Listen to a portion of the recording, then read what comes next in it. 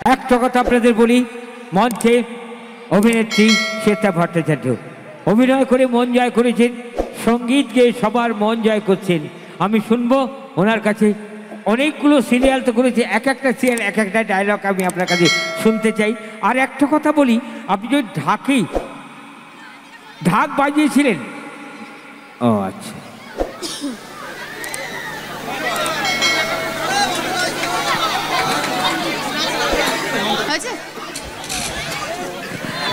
সবাইকে অসংখ্য ধন্যবাদ জানাবো যে এইভাবে তোমরা নাচ করছিলে। আচ্ছা, সবাইকে অসংখ্য অসংখ্য ধন্যবাদ। এদিকে তোমাদেরকে অসংখ্য ধন্যবাদ যারা অত সুন্দরভাবে তোমরা উৎসাহ দিচ্ছিলে। Thank you. এই তো তোমাকে খুঁজছিলাম, খুঁজে পাচ্ছিলাম না। থ্যাংক ইউ সবাইকে এত উৎসাহ দেওয়ার জন্য। অনেক জায়গায় আমরা শো করি, অনেক জায়গায় যাই, কিন্তু এত সুন্দর অডিয়েন্স আমরা অনেক সময় পাই না। Thank you so much. হ্যাঁ বলুন। এবার কি আচ্ছা, একটা কথা আপনাকে বলি, যমুনা ঢাকি, আপনি ঢাকির মেয়ে, আপনি যমুনা আপনার নাম। আপনি যে ঢাকটা বাজিয়েছিলেন ওটা কি আপনার প্র্যাকটিস করতে হয়েছে না আপনি আগে থেকে বাজাতে জানতেন? না না, আগে থেকে বাজাতে জানতাম না, সিরিয়ালটার জন্য কিছুটা প্র্যাকটিস। আচ্ছা আচ্ছা আচ্ছা, ঠিক আছে ঠিক আছে। আচ্ছা, যমুনা ঢাকির ডায়লগ হবে নাকি? হ্যাঁ। ওরে বাবা,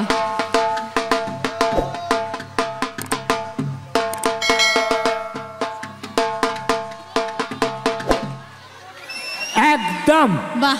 শ্রদ্ধা শম্ভুবাবু জোরদার তালি, সুন্দর ঢাক বাজিয়েছেন, ধন্যবাদ। যমুনা ঢাকির ডায়লগ বলার আগেই ঢাক বেজে উঠেছে। বলে দেবো একদম, একটু মনে করে দেবেন এটা বলার। যমুনা ঢাকি, যমুনা অনেকদিন হয়েছে আপনাদের টেলিভিশনে। একই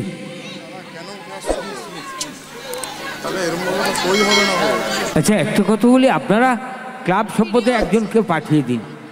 আচ্ছা, আমি বলি কি, যদি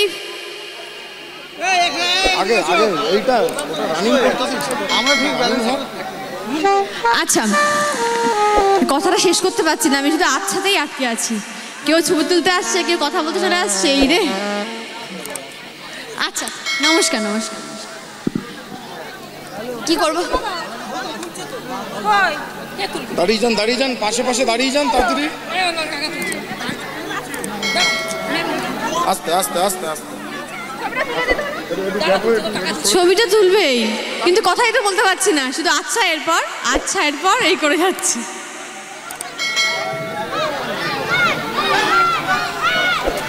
এবার বলবো, তারপর নাকি আবার আচ্ছা, তারপরে আবার কেউ চলে এলো।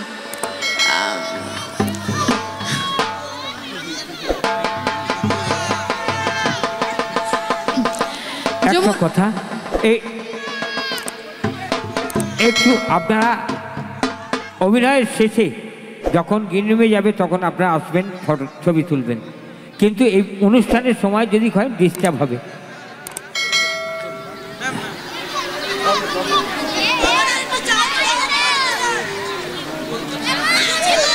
আচ্ছা, আর কেউ আসবে ছবি তুলতে? চলে এসো।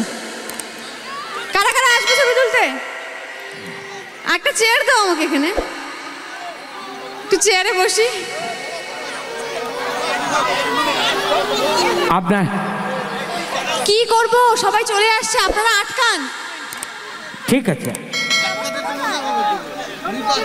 কোথায় সে পরিষেবাটা কোথায় সেটা আমি পাচ্ছি।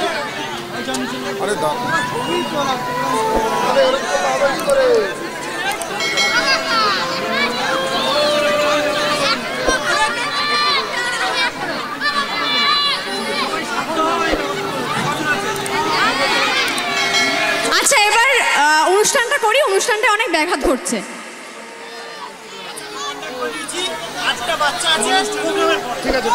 প্রোগ্রামের মাঝখানে 8টা বাচ্চা তো প্রোগ্রামের মাঝখানে তুলে দেবেন, আমি করে দেবো। ঠিক আছে, কোনো খারাপ লাগা নেই, কোনো মনে কষ্ট নেই, করে দেবো একদম।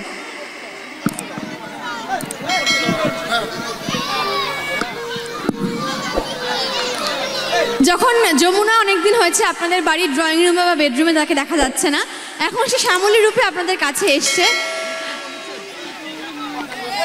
যখন যমুনার ননদের বিয়ে হচ্ছিল তখন ননদের বরকে বিয়ের মণ্ডপ থেকে তুলে নিয়ে যাওয়া হচ্ছিল। বলা হয়েছিল যে বাড়িতে ঢাকির মেয়ে বৌমা হয়ে রয়েছে সেই বাড়িতে পাত্র দেবেও না, সেই বাড়ি থেকে পাত্র নেবেও না। তো আমি জিজ্ঞেস করি যে কী করলে এই বিয়েটা সম্পন্ন হবে।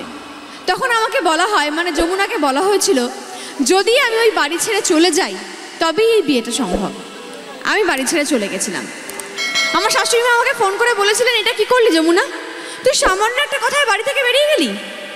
তখন আমি বলেছিলাম, মানে যমুনা বলেছিল, এটা সামান্য কথা নয় মা, এই যে তোমার মেয়ের স্বপ্ন পূরণের কথা, এ কথায় ঘর কেন মা, সারা পৃথিবী ছেড়ে চলে যেতে পারি।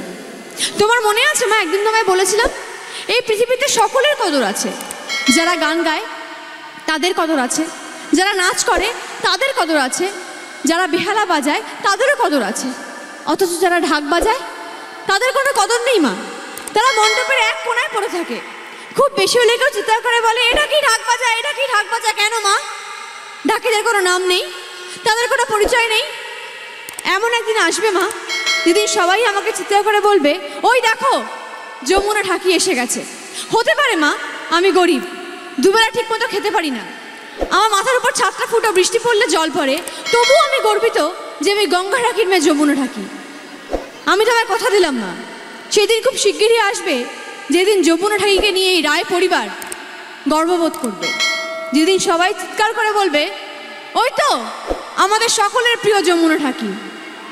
সেদিনটা আসবে মা, কথা দিলাম আমি, কথা দিলাম আমি। একবার হাততালি হোক। আমি কথা রেখেছি, ভালো লাগলো তো, কারণ আপনারা সবাই যমুনা ঢাকিকে অগাধ ভালোবাসা দিয়েছিলেন, অগাধ প্রেম আশীর্বাদ করেছিলেন।